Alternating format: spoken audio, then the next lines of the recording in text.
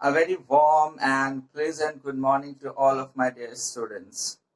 Class 11 के इस video में मैं मोहम्मद मासूम आज आपसे डिस्कस करूंगा कि प्रोफेशन क्या होता है। तो इससे पहले जो हम लोग वीडियो कर रहे थे उसमें इकोनॉमिक एक्टिविटीज और नॉन इकोनॉमिक एक्टिविटीज के बारे में हम लोगों ने डिस्कशन किया था। इकोनॉमिक एक्टिविटीज में एक बिजनेस, एक प्रोफेशन और एक एम्प्लॉयमेंट, राइट? 3 कैटेगरीज होती है, बिजनेस, प्रोफेशन, एम्प्लॉयमेंट। इससे पहले वाले सेशन में हम लोगों ने बिजनेस और उसके कैरेक्टरिस्टिक्स के बारे में पढ़ा था।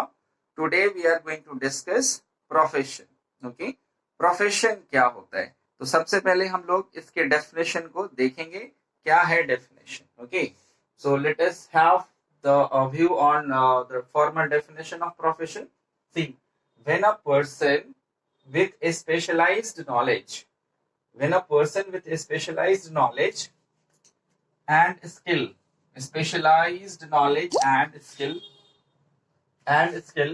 provides service to others। जब कोई आदमी जिसके पास एक खास क्वालिफिकेशन हो, है ना, और वो एक खास नॉलेज और स्किल रखता हो और उस नॉलेज और स्किल से दूसरों को सर्विस प्रोवाइड करता हो, तो उसे हम लोग प्रोफेशनल बोलेंगे, है ना। तो क्या बात होगी? सबसे पहली चीज तो क्या है, हम लोग इसके एग्जाम्पल को देख लेते हैं। तो पहला एग्जाम्पल हम लोग ले रहे हैं, चूंकि कॉमर्स के स्टूडेंट हो, सबसे पहले मैंने सीए को रखा है। Chartered accountant, CA is an example of profession, ठीक है। सेकेंड एग्जाम्पल है डॉक्टर्स, जो ट्रीटमेंट करते हैं पेशेंट का। और तीसरा एग्जाम्पल मैंने लिया लॉयर्स। तो हमारी सोसाइटी में ये 3 प्रोफेशनल्स जो हैं सबसे ज्यादा पॉपुलर हैं। So I am just taking the examples of this 3, right.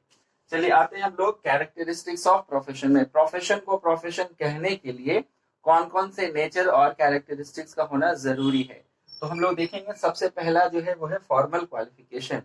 Her professional के पास एक फॉर्मल क्वालिफिकेशन जरूर होती है ना। फॉर्मल क्वालिफिकेशन जैसे मैंने एग्जांपल दिया, देखो डॉक्टर, हर डॉक्टर के पास एमबीबीएस की डिग्री होती है, या फिर वो होम्योपैथ की डिग्री ले, या आयुर्वेद की डिग्री ले, या यूनानी पैथी में जो है डिग्री ले। मतलब if you want to become a doctor you need to have a formal qualification. एक डिग्री होना जरूरी है, मेडिसिन की डिग्री, मेडिकल फील्ड की डिग्री, राइट। सिमिलरली अगर आप चार्टर्ड अकाउंटेंट बनते हैं, सीए बनते हैं, तो सीए आप ऐसे नहीं बन जाएंगे कि किताबें पढ़ लिया और चार्टर्ड अकाउंटेंट बन गए, है ना। उसके लिए आपको जो है ICAI, institute of chartered accountants of India का जो सारा एग्जाम है ना, जो इंटर्नशिप है, वो सारी चीजें क्लियर करनी पड़ेंगी, तभी जाकर के आप चार्टर्ड अकाउंटेंट बनते हैं, राइट। तो प्रोफेशन में फॉर्मल क्वालिफिकेशन होती है। सिमिलरली हम लोग लॉयर की बात करें, जो वकील होते हैं, केस लड़ते हैं ना, लीगल एडवाइस देते हैं, तो उनके पास कौन सी डिग्री होती है? LLB की, है ना। तो ये LLB जो है, इसके बिना आप वकील नहीं कहलाएंगे, लॉयर नहीं कहलाएंगे, लीगल प्रैक्टिस नहीं कर सकते। तो पहला कैरेक्टरिस्टिक है प्रोफेशन का, फॉर्मल क्वालिफिकेशन। तो मैं उम्मीद करता हूँ ये आपको समझ में आ गया होगा। सो नेक्स्ट आते हैं हम लोग स्पेशलाइज नॉलेज की ओर। अगर आप प्रोफेशनल हैं तो आपके पास एक खास नॉलेज होना जरूरी है। जैसे मैंने एग्जांपल दिया है, डॉक्टर को मेडिकल नॉलेज होती है, मेडिसिन का कैसे इलाज करना है उसका नॉलेज होता है। चार्टर्ड अकाउंटेंट जो होते हैं उनको ऑडिटिंग और अकाउंट्स और फाइनेंस का नॉलेज होता है, क्योंकि उन्होंने पढ़ाई कर रखी होती है। तो every professional must have a specialised knowledge. क्या है आपके पास? Specialised knowledge. और वो नॉलेज ऐसे वैसे नहीं आना चाहिए, आपको वो क्वालिफिकेशन जो है फॉर्मली कंप्लीट करना पड़ेगा, तब आप प्रोफेशनल कहलाएंगे। और तीसरी चीज है, जैसे हम लोग कह रहे हैं कि सीए ऑडिटिंग करते हैं, तो लॉयर को किसकी नॉलेज होती है? लॉ की। Can you imagine lawyer without the knowledge of law?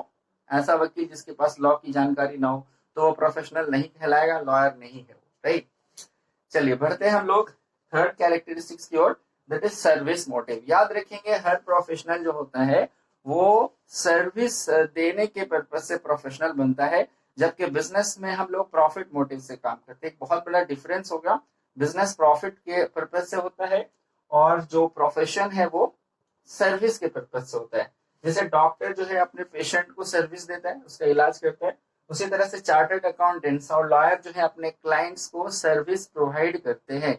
तो providing service is an important characteristic of profession. Hope ये 3 कैरेक्टरिस्टिक आपको समझ में आ गया होगा। अभी मैं कुछ और कैरेक्टरिस्टिक की बात करूंगा।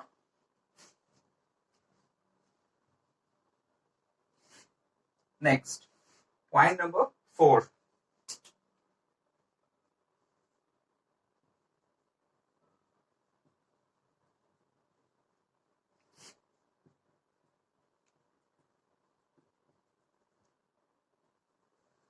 अब देखो ये प्रोफेशनल एसोसिएशन भी हर प्रोफेशन में होता है। प्रोफेशनल एसोसिएशन जो है एक ऐसी संस्था होती है, एक ऐसा ऑर्गेनाइजेशन होता है जो हर प्रोफेशन को अपने जो उससे रिलेटेड प्रोफेशन है उनको प्रोटेक्ट करता है। यहाँ पे मैं आपको एग्जांपल दूंगा, आप देखो। जैसे डॉक्टर्स जो है, डॉक्टर्स के लिए एक संस्था होती है MCI, यानी कि medical council of India. MCI medical council of India is a professional association of medical doctors.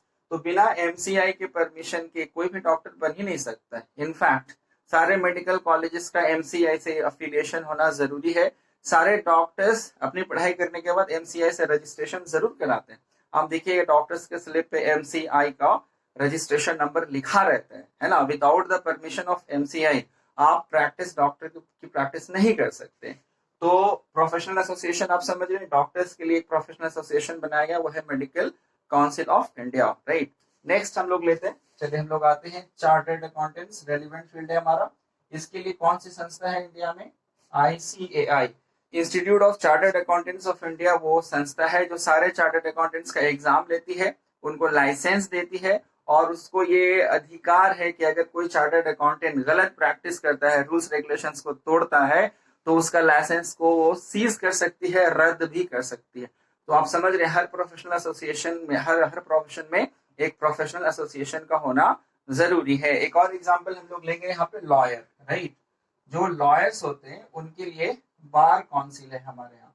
तो bar council of India is the professional association of lawyers. तो आप देख ले, तीन रेलिवेंट एग्जांपल मैंने दिया है कि हर प्रोफेशन में प्रोफेशनल एसोसिएशन का होना जरूरी है और सारे मेंबर उसकी बात को मानेंगे, राइट। ये समझ में आ गई बात। अब प्रोफेशनल एसोसिएशन के बाद एक चीज और है, एक और कैरेक्टरिस्टिक है जो मैं यहाँ पे बताना चाहूंगा। Point number 5 is restricted entry, right. Restricted entry है। What is the meaning of restricted entry? मतलब आप कोई भी बंदा प्रोफेशनल बन जाएगा ऐसा नहीं है ना। जैसे अगर आप डॉक्टर बनना चाहते हैं तो first you need to have the degree, आपको डिग्री लेना पड़ेगा, ट्रेनिंग लेनी पड़ेगी, इंटर्नशिप करना पड़ेगा, है ना। उसी तरीके से अगर आपको जो है लॉयर बनना है तो उसके लिए डिग्री लेनी पड़ेगी। तो to become professional there are certain terms and conditions, है ना। तो ये जो टर्म्स एंड कंडीशंस है, इनको सेटिस्फाई करना जरूरी है। जस्ट इमेजिन कीजिए कि कोई आदमी किसी डॉक्टर या सर्जन के साथ रहता है, उसको देख रहा है प्रैक्टिस करते हुए, जो डॉक्टर नहीं है। किसी डॉक्टर के साथ कोई ऐसा आदमी रह रहा है जो खुद डॉक्टर नहीं है, तो डॉक्टर को देखते देखते ऑपरेशन करना भी सीख सकता है। बात समझ गए? वो दवाइयों के बारे में भी जानकारी ले सकता है, ठीक ठाक नॉलेज हो गई। तो क्या हम उससे डॉक्टर बोलेंगे? क्या वो बंदा मेडिकल प्रैक्टिस कर सकता है इंडिया में? क्या गवर्नमेंट उसको परमिशन देगी? नहीं, बिल्कुल भी नहीं देगी। इसीलिए मैंने बोला कि प्रोफेशन में, हर प्रोफेशन में क्या होता है भाई, रिस्ट्रिक्टेड एंट्री होती है, तभी तो इसका इज्जत है। सोचो कोई भी सीए बन जाता, कोई भी डॉक्टर बन जाता, तो उनका रेस्पेक्ट नहीं होता, इसीलिए रिस्ट्रिक्टेड एंट्री। तो ये था सर, हम लोग बात कर रहे थे अभी प्रोफेशनल एसोसिएशन के बारे में, हम लोगों ने बात किया रिस्ट्रिक्टेड एंट्री के बारे में। तो ये 5 कैरेक्टरिस्टिक्स है प्रोफेशन में। आप कौन सा प्रोफेशन लेना चाहते हैं, नाउ यू कैन डिसाइड। अब इसके बाद जो मैं बात करूंगा वो है एम्प्लॉयमेंट की, ठीक है। तो 3 बिजनेस, प्रोफेशन और एम्प्लॉयमेंट के बारे में बताया था मैंने, प्रोफेशन के बारे में मैंने बताया। अब मैं बताऊंगा आपको एम्प्लॉयमेंट के बारे में। चलिए आते हैं हम लोग एम्प्लॉयमेंट की ओर।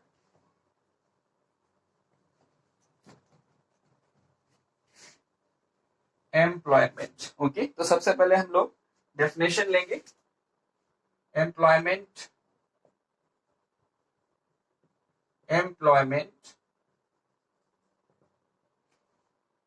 is a contract between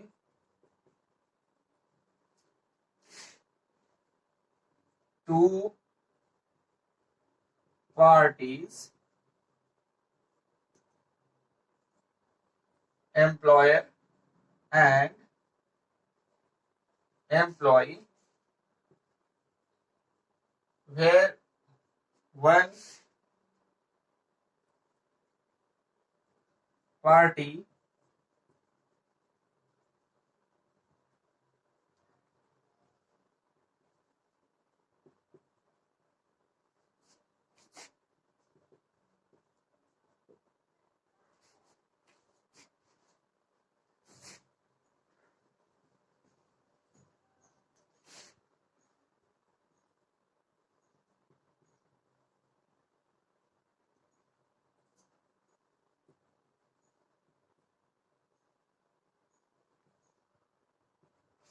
Okay, so let us have a discussion on the definition of employment.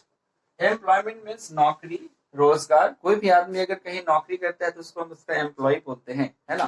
क्या है फॉर्मल डेफिनेशन? देखिए, employment is a contract. Employment एक कॉन्ट्रैक्ट होता है, एक एग्रीमेंट होती है बिटवीन टू पार्टीज, दो लोगों, दो संस्थाओं या एक संस्था एक आदमी के बीच में, जिसमें एक कहलाएगा एम्प्लॉयर और दूसरा कहलाएगा एम्प्लॉय. एक एम्प्लॉयर, दूसरा एम्प्लॉय. वेयर वन पार्टी, जिसमें एक पार्टी जो है प्रोवाइड सर्विस, सर्विस प्रोवाइड करेगा to the other in return of a fix consideration, यानी कि सैलरी. इसका मतलब एक ऐसा कॉन्ट्रैक्ट जिसमें एक पार्टी दूसरे पार्टी को सर्विस दे और उसके बदले में उससे कुछ फिक्स रेम्यूनरेशन या सैलरी ले, तो उसको हम लोग क्या बोलेंगे? एम्प्लॉयमेंट बोलेंगे. क्या ये आपको समझ में आ? अभी मैं यहाँ पे एक एग्जांपल दूंगा, उसको आप समझेंगे. जैसे मान ले आप यहाँ पे एक आदमी है Ramesh Kumar. Okay, Ramesh Kumar works in state bank of India. Okay, Ramesh Kumar जो है एसबीआई में एक क्लर्क के पोस्ट पे काम करते हैं. तो रमेश कुमार जो है इनको हम बोलेंगे एम्प्लॉय, करेक्ट. और एसबीआई को हम क्या बोलेंगे? एम्प्लॉयर. एसबीआई एम्प्लॉयर है और मिस्टर रमेश जो है वो क्या है? एम्प्लॉय. ठीक है.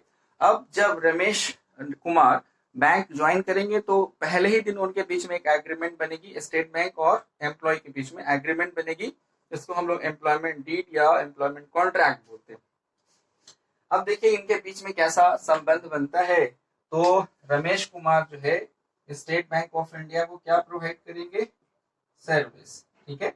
एसबीआई जो है रमेश कुमार से सर्विस लेगा और इसके बदले एसबीआई जो है इनको सैलरी पे करेगी. बात समझ रहे हैं? जरा सोचिए, ये कॉन्ट्रैक्ट है. हर कॉन्ट्रैक्ट में क्या होता है? हम कुछ लेते हैं और कुछ देते हैं, मतलब गिव एंड टेक होना चाहिए. तो रमेश कुमार ने क्या दिया? सर्विस. और एसबीआई ने रमेश कुमार को क्या दिया? सैलरी. तो हो गया ना ये कॉन्ट्रैक्ट. तो क्या एम्प्लॉयमेंट एक कॉन्ट्रैक्ट होता है? बिल्कुल होता है. बात समझ गए? अब हम लोग बात करेंगे यहाँ पे जो एम्प्लॉयमेंट है उसके कैरेक्टरिस्टिक्स के बारे में. क्या क्या कैरेक्टरिस्टिक्स होते हैं? फाइन. तो अगर आपने ये बोर्ड से उतार लिया है, नोट डाउन कर लिया है तो अच्छी बात है, नहीं तो वीडियो पॉज करके आप इसको नोट डाउन कर लेंगे. आते हैं हम लोग कैरेक्टरिस्टिक्स की ओर.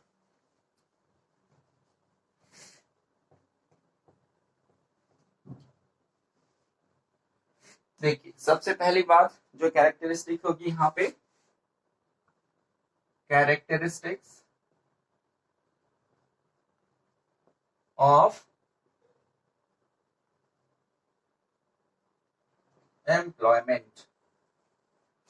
सबसे पहला जो कैरेक्टरिस्टिक होगा वो है हमारा कॉन्ट्रैक्ट. ठीक है.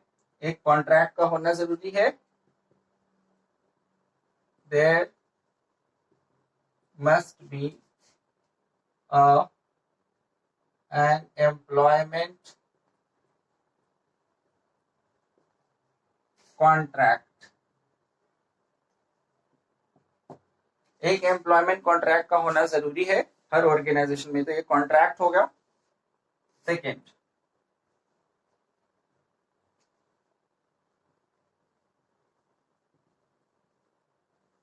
No risk. बिजनेस में रिस्क होता है, एम्प्लॉयमेंट में रिस्क नहीं होता है. आप देखेंगे the employee does not take risk. Okay. Third, fixed income.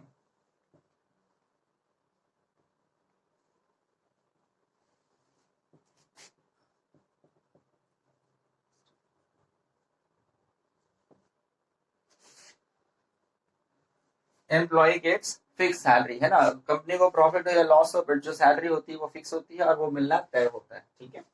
तो फिक्स इनकम हो गया. उसके बाद no capital, no capital needed. The employee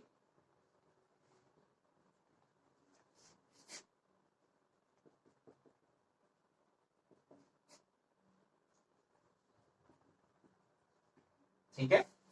तो एम्प्लॉय को इन्वेस्ट करने की जरूरत नहीं है। नौकरी में अगर इन्वेस्टमेंट होता, अगर पूंजी लगती, तो फिर कोई भी आदमी जो है नौकरी नहीं करता। बिजनेस नहीं करने के पीछे सबसे बड़ा रीजन क्या होता है? लोगों के पास कैपिटल नहीं होती है ना। इंडियन कॉन्टेक्स्ट में देखिए ज्यादातर लोग नौकरी के पीछे क्यों भागते हैं? क्योंकि उनको जो है फिक्स इनकम आती है, कोई रिस्क नहीं होता है ना, और कोई कैपिटल की आवश्यकता नहीं है। So majority of people want to go for employment because of these factors. Okay. तो मैं उम्मीद करता हूँ कि ये आपको समझ में आ गया होगा। जो एम्प्लॉयमेंट है वो एक कॉन्ट्रैक्ट होती है दो लोगों के बीच में, एक एम्प्लॉयर और दूसरा एम्प्लॉय। एम्प्लॉय एम्प्लॉयर को सर्विस देता है, एम्प्लॉयर उसके बदले में इन return of that salary, commission, जो वेजेस होते हैं उनको पेमेंट करता है। उनके बीच में जो एग्रीमेंट होती है इसको एम्प्लॉयमेंट कॉन्ट्रैक्ट हम लोग कहते हैं, है ना। उसके बाद जो एम्प्लॉयमेंट है उसमें किसी खास जो है इसमें किसी कैपिटल की जरूरत नहीं होती है, कोई रिस्क नहीं होता है। तो एक आदमी जो है अपने जीवन में इकोनॉमिक एक्टिविटीज का जब सिलेक्शन करता है तो या तो वो बिजनेस कर सकता है, या तो वो प्रोफेशनल बन सकता है, या तो वो एम्प्लॉयमेंट में आ सकता है। अंडरस्टूड? तो उम्मीद करता हूँ कि आपको ये कॉन्सेप्ट समझ में आया होगा। इस वीडियो तक हम लोगों ने क्लियर कर लिया है बिजनेस क्या होता है, उसके कैरेक्टरिस्टिक्स क्या होते हैं, प्रोफेशन क्या होता है और एम्प्लॉयमेंट क्या होती है। होप ये वीडियो आपको अच्छा लगा होगा। और इसके बाद जो है हम लोग अगले वीडियो में इसके आगे जो कंटेंट है आपके सिलेबस का उसके ऊपर डिस्कशन करेंगे। तब तक के लिए टेक केयर, गुड बाय।